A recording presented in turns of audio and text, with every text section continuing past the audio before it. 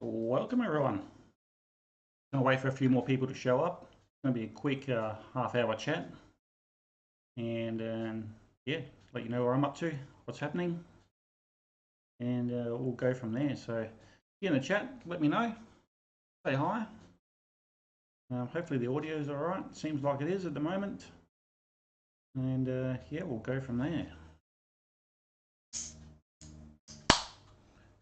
Crack myself open a drink.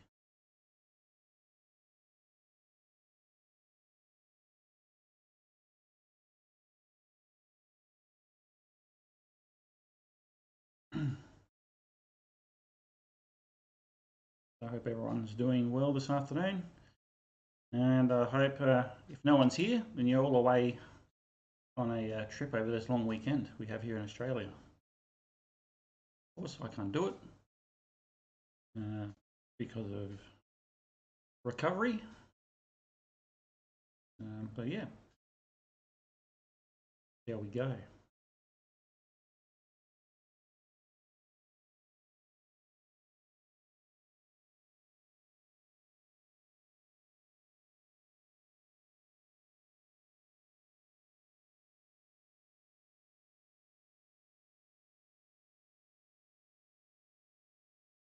Who is around right now?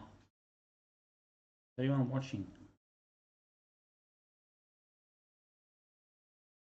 If not, obviously you can refer back to this later. So, and I'll just talk to myself. But I don't mind doing that either. So yeah, we'll get into it. As you may have known, if you've been watching my social media, I went in for round 2 of the old shoulder surgery. So this one here, she is pretty sore.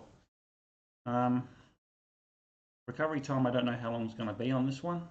I'm definitely in a better place than I was from the initial accident.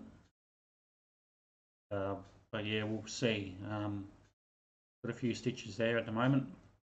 Got to wait for 2 that have got to come out in 2 spots, and we'll see. Don't know how long it's going to take. It's a minimum of 6 weeks to heal, everything to heal. So they did remove the. My shoulder's dropping. I can see it here. So I've got no strength in it. So yeah, they're going to be. Well, they removed the screws, and I had a screw plate in there apparently. I'm sure I wasn't told last time. So they're all gone. What else has gone out of it? That's about it. Relocated another tendon down lower, give myself some more room, remove some scar tissue. So we'll see how we go from that. Hopefully it'll be better and pain-free. I can get back to making more videos for you guys.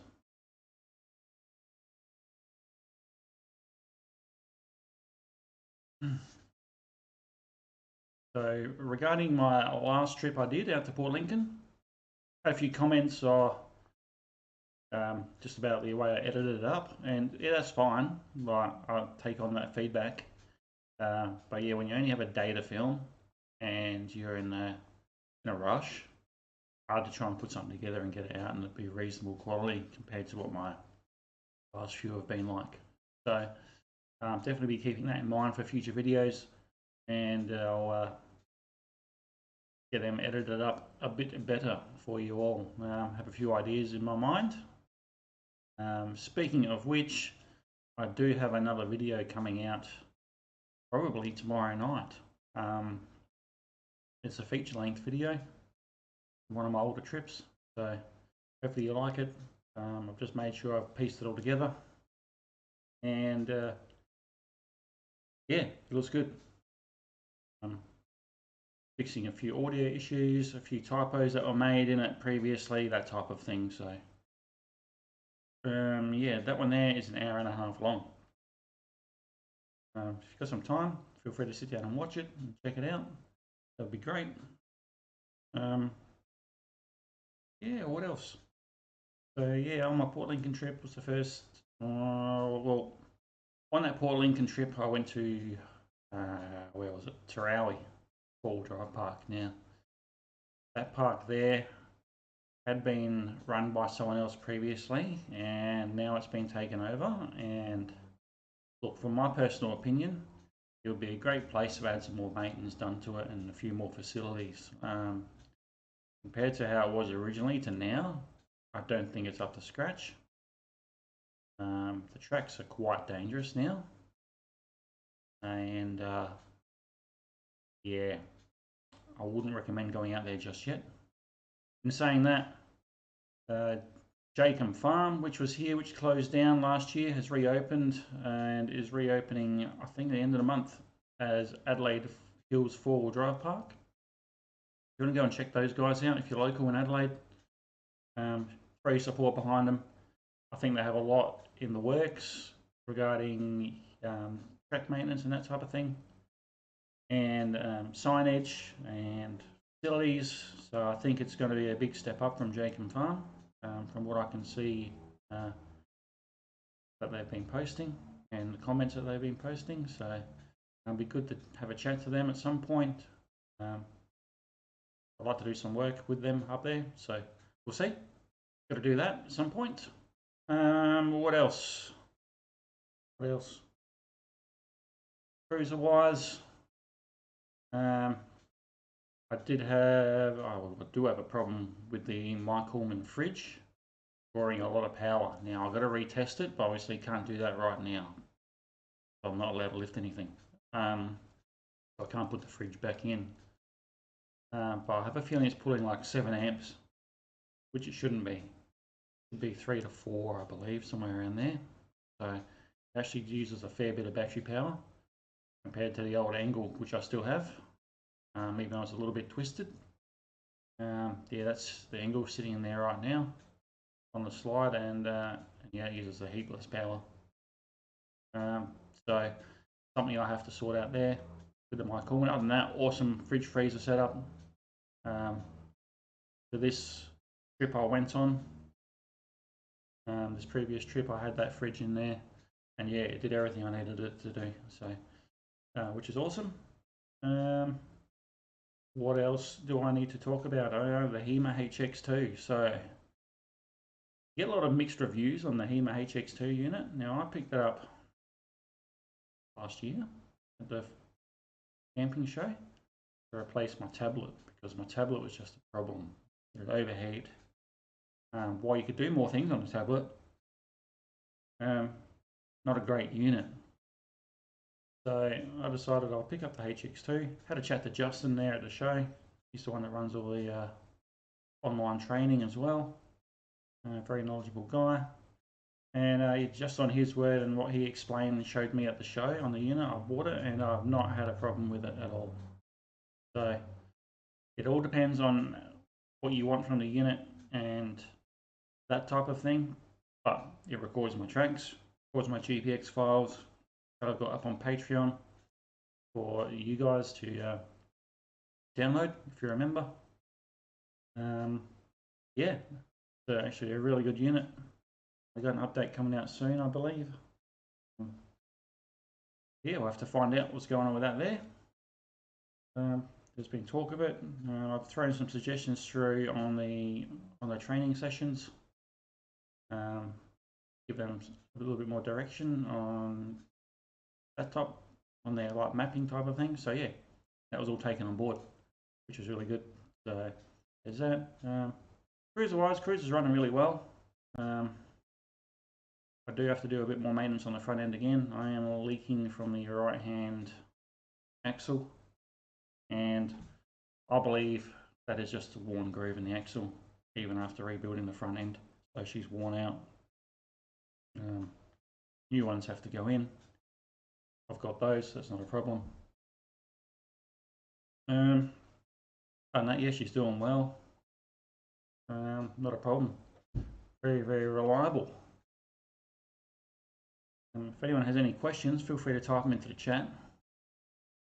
Hoping the chat works here, and I'll be sure to answer them.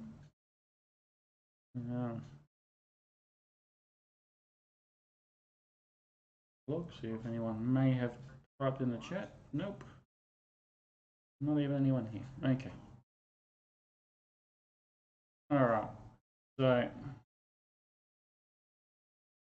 yeah, that's where I'm at the moment. Trip-wise, Now there was plans of, well, I was going to plan on doing doing subscriber trips this year. So if you're a YouTube subscriber and Instagram follower, I was going to open up a few spots, do some remote trips. One of them was going to be the Simpson Desert. The guy who was looking at organising it wanted me to take everyone across in the Simpsons has disappeared on me. So Jason, if you're out there, get in contact.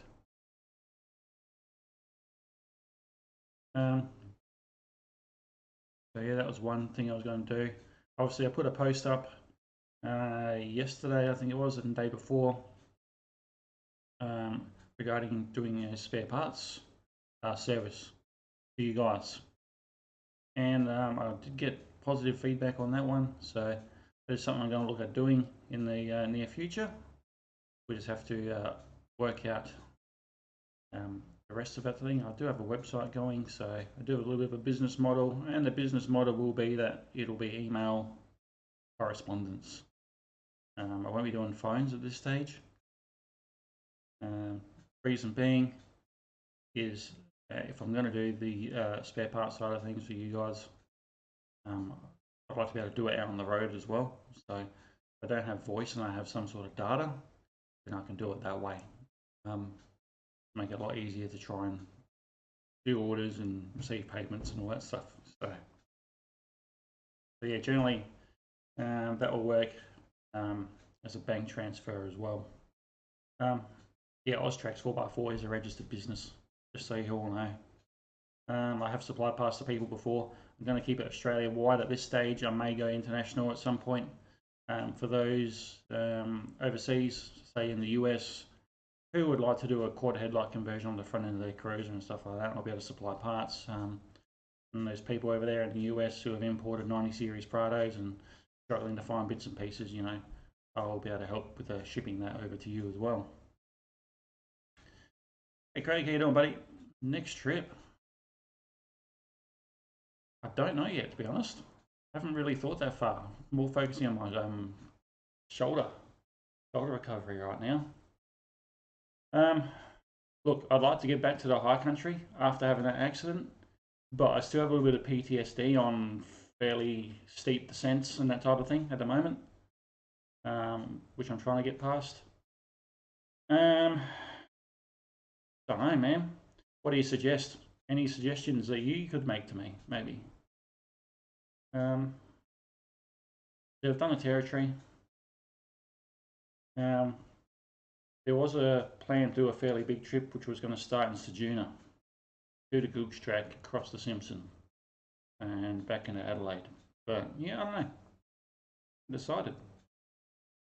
I want to discover more of South Australia as well. Like Port Lincoln was pretty good. I didn't mind that.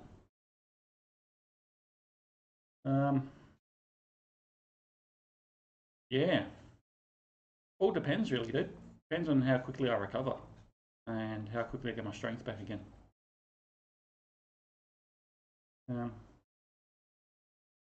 Yeah, I do want to get over to the high country. That is on my list. I will make it back there and I will conquer it this time and not lose the vehicle because there's someone on the wrong side of the road forcing me off the road. So yeah, if I was to do that again, yeah, I want to go and check out, say, go over, catch up with my mate again over in Tolmy, near Mansfield, and then try and make it to Craig's Hut this time, not lose my car in the morning, and then yeah, just make my whole way around there and do it safely. If I can get to Craig's Hut a different way, which is, I'd say, less people on the road, it's more of a track rather than a thoroughfare, then I'll probably do that too, but all depends. Tassie's on the list. Cape York, I definitely want to do at some point. I'd like to get up to the Kimberley too. That'd be cool. There's lots of places I'd like to go. Having the time to do it. So, hard to beat the big high country. Next one on yours. Yep. Yeah, it'll be good. Said I was. What I saw of it was great. But yeah, losing the Prado on my first day out, down a ravine. Yeah, not happy, but I think I've got a better vehicle now with the 80 series than I did with the 90. It's just more stable, more robust, take more abuse. I see you got a Toyota logo, so I assume you drive a Toyota of some description. What do you drive, that?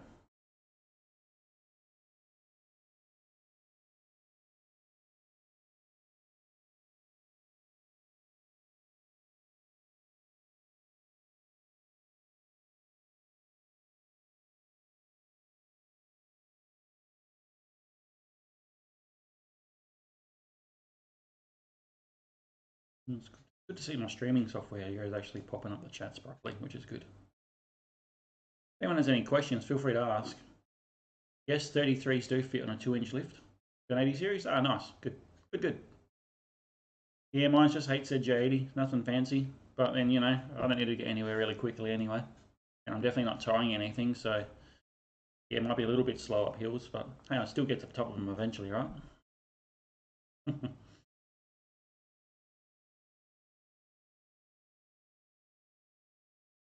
Yeah, what else? What else? What else? What else? Yeah, I'm trying to organise doing some stuff with RV storage solutions as well. That's on the list. I got to have a chat to Tash and Hayden. I caught up with them when they were over here just recently. At the caravan and camping show in Feb. So once I'm good to go, obviously we'll be heading back over to Vic at some point, and yeah, work something out there. Got some plans. More mods to the cruiser. We'll be getting some sliders. Already spoken to SPH Engineering about that. He said even though he doesn't do 4-wheel drive as much anymore these days because he's got a lot of racing fabrication to do, he said because I'm an existing customer, you know, giving him support, he'll do them for me. So I'm probably going to be going sliders and scrubbies on that one. So yeah, sandy desert. I've done big desert state forest. I have to look where sandy desert is. Good question. Good question. Pull out the phone here. Sandy desert, Victoria, eh? Which is Little Desert. Is that what we're talking about? Little Desert National Park?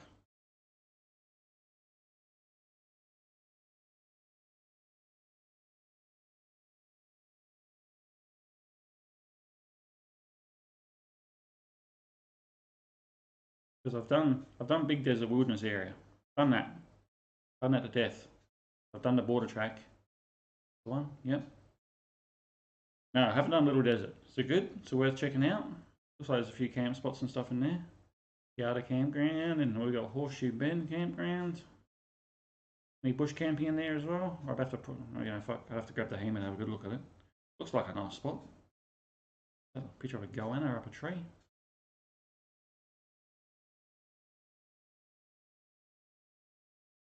Okay.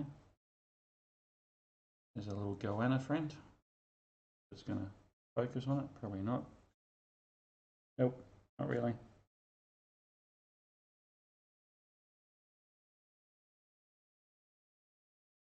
Yeah, that looks, yeah, that's nice. I like it. Might have to go check it out. You know, decent campsites there as well.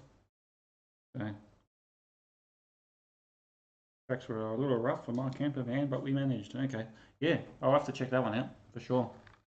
So, whereabouts are you located? Obviously, I assume you're in Victoria. Are you in Melbourne, or are you kind of closer to the SA border? Or I'm keen to meet some new people to go out with as well.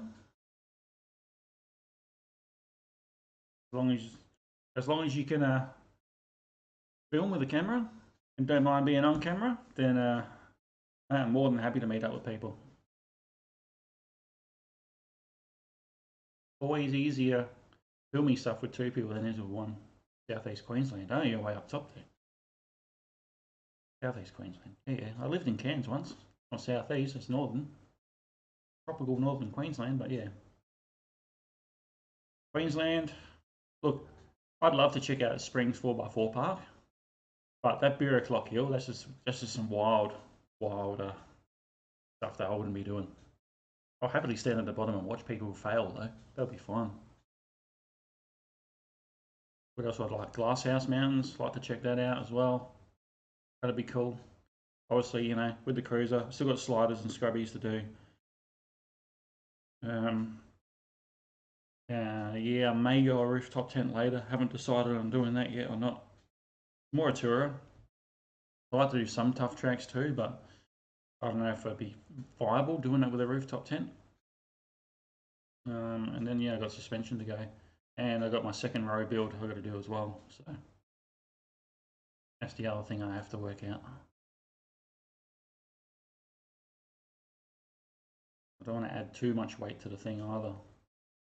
Try and keep it lightweight, you know. At the moment, I'm under 3, I think. Easy. Easily under 3. Also got in there is a set of Titan drawers, clear view, drop slide, fridge, cargo barrier, and whatever's in my drawers. So yeah, definitely want to do more of Queensland though. Definitely on the list. So I haven't been back up to Queensland since 2012. I wasn't into 4-wheel driving then either. Still have my Toyota Chaser, which I still have now. Yeah, if it gets to the point where I can travel and be on the road full time, then yeah, it's something I'll look at doing for sure. Do a lap, I reckon.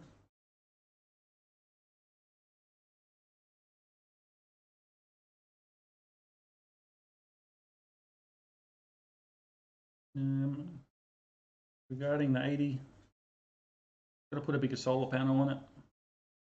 The 110-watt solar panel I've got on there isn't enough. Into the touring side of it, yeah. So I get the appeal of the tough tracks. I don't get the appeal of putting your car through hell and breaking it. Especially when we know an 80 series, they don't have strong front diffs at all. Rear's fine, no worries. You know, I've got a Harrop E-locker in the rear of mine, and it works beautifully. But yeah, I wouldn't be sending it freaking flat to the floor, 4th gear, low range up something, you know what I mean? Try and get to the top with all wheels spinning. Have some mechanical sympathy with your vehicle. I know there's people that like to watch that type of thing, you know, all the Send It Stevens, as I like to call them. But not my thing. I've always been more into the touring side than the tough track side. Doesn't mean I won't build something later on that'll be for tough tracks. It's a high possibility, and something I'll look into.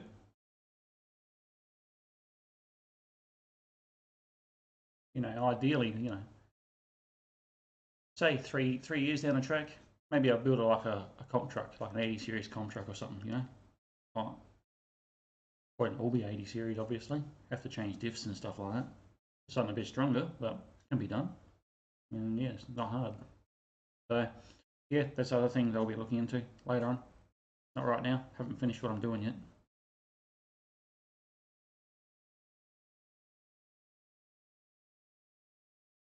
Are you running a rooftop tent, or are you running a swag or camper trailer? What do you do in your setup? Me, I'm swag at the moment, but I can see how that's going to get really old really quickly. Once you're moving day after day, having to set up, back up, set up, back up. You know, I mean, with a clamshell rooftop tent, man, undo the latches and let the gas struts lifted up, and your bedding's already in there. And you just climb up the ladder and off you go to bed. Done. 30 seconds pack up next morning, or maybe not 30 seconds, you know, a few minutes pack down. Not 10, 15 minutes pack down, and you're good to go again. So that's why I'm looking at rooftops rather than keeping the swag. But in saying that, swag's good for short trips too. Only problem with the rooftop tent is you have to shut it up if you want to go anyway and pack up all your setup. But then I have that problem with running the 270 awning anyway. You know, what do you do? What do you do? Pros and cons to every situation. Got an ARB double swag. On the fence on the rooftop. That's like me, I'm on the fence like, yeah, do I want to? But then, you know, I run a swag and a stretcher. I run a crash pad swag and crash pad stretcher on that. And I'm like, well, it's good. Like, this is my issue, is that the old swag I had, which got stolen once I had the accident in the last vehicle, that never used to condensate under the mattress at all. And that was just a Anaconda June Barlon swag, right? $200 swag. Got the crash pad, and that one there, what was that, a $400 swag? And I'm having condensation problems under the mattress. And it's a big issue. Big issue. So, you know, with a rooftop tent, obviously you're going to run an anti-condensation mat between the mattress and the floor anyway to allow that airflow so it doesn't condensate, but it's still going to be wet. So, yeah, I don't know. The crash pad one was supposed to be good, but I'm having more issues with that than I did with the one half the price. But it is comfier and it's a bigger swag. So yeah. And then, you know, with the crash pad swag, I've got the, and stretcher, I've got the sleep system too. And that's awesome. So if I was going to remember if I was going to recommend a sleeping bag to anyone, the crash pad one for sure, 100%. And that opens up into a double anyway. So, but yeah, I know you probably set up on the ground all the time. I've got a ground sheet. I can do that now. But the last time I went out into Big Desert State Forest, there was some funnel webs rolling around camp, hey. And I don't want to be dealing with funnel webs, not at all.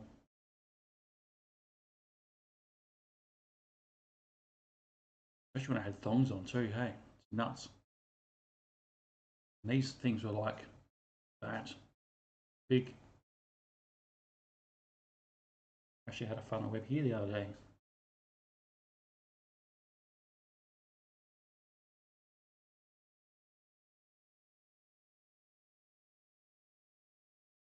So yeah, getting back to it. Yeah, bar work I was going to do. So grubbies, sliders.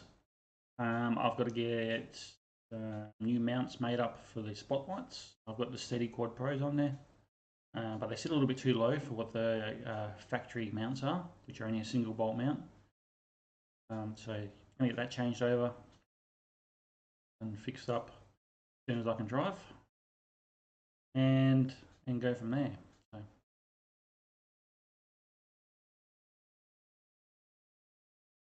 I'm going to challenge you on that too much weight up top.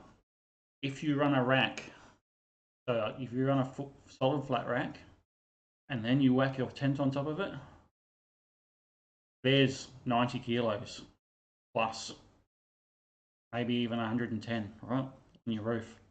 You run a couple of crossbars instead,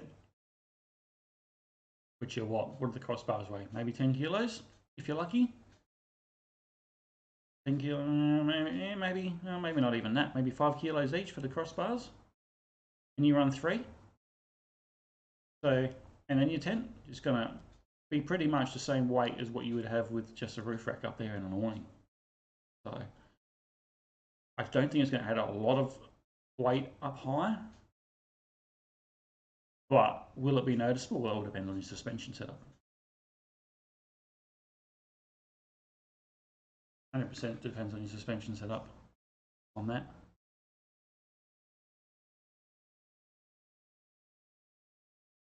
Because you really think a rooftop tent, say you go a clamshell, they're about 70 kilos. Add those crossbars in, 70 what? 85 kilos. You run a flat rack's about 50 kilos.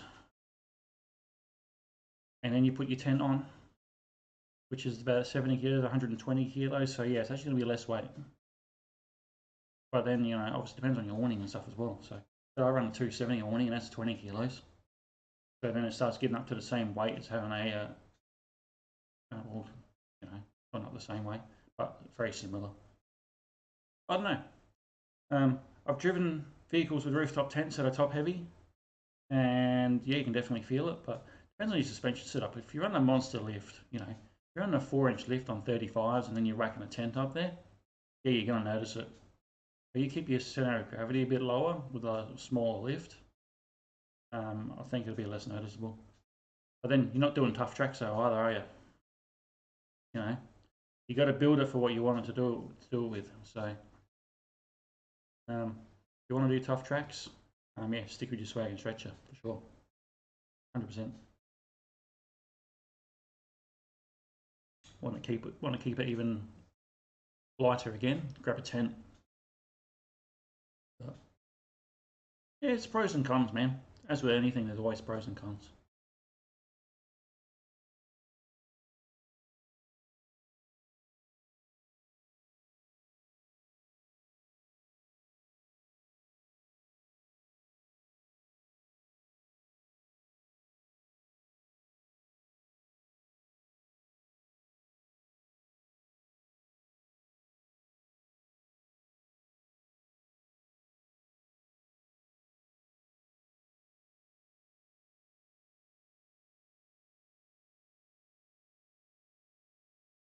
Hmm. All right. Thought I'd just give you all a little bit of an update. So yeah, I'm still around. Probably have a video out tomorrow. I'm going to start encoding it straight after this stream. Thought I'd give this a try on my laptop, see what it's like. As when I am out bush, I may be doing some live streams out there too. So providing I have reception. If you have any questions, yeah, jump on over onto Instagram or Facebook and send me a message. I'm contactable there. Or one to OzTrax 4x4. If you haven't subscribed, feel free to do so. Yeah, last couple of years haven't been kind to me to try and get content out, but we'll get there eventually. So, Craig, thanks for dropping by, bud. Appreciate it. I'll keep Sandy Desert, or Little, what do I call it? Little Desert. I'll keep that in mind for a future trip and check it out. So, also got other places down here. Robe to Beachport. Haven't done that yet. Haven't been to Canunda National Park, etc. So plenty of places to check out in SA still. I want to do the Simpson again in an 80 series this time. Bins 4-wheel drive track is another one. BINNS. Check out this one, buddy, if you haven't done it. Before I go.